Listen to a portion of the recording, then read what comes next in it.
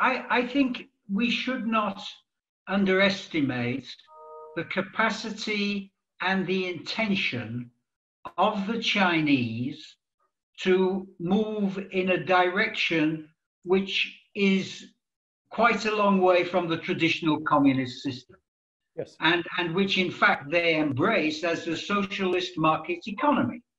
Right. And I think I was first in China in 1981 with the Director General of IATA. We went to help the one Chinese airline that was domestic, and it had everything, military, crop dusting, to move into the international area.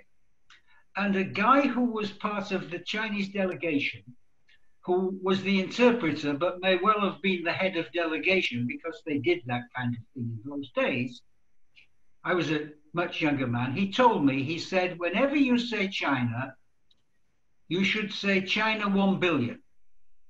Yeah. Because he said, we have 1 billion mouths to feed every day.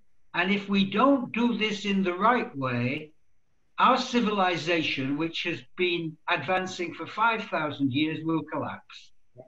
And I think if you look at the Chinese movement, Philippe mentioned on pollution, the Chinese are the biggest polluters, but they have the strongest ambition to become climate neutral by 2050, and they have a game plan for doing it. And I think the last point I want to make on this, we shouldn't also underestimate that in this massive,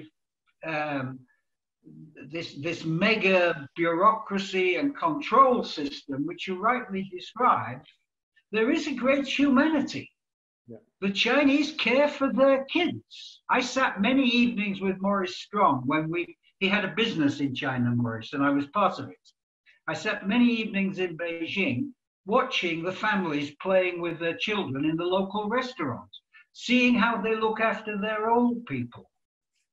So we should not underestimate the capacity of the Chinese to play a positive role. I'm still more worried about the United States, but that's just,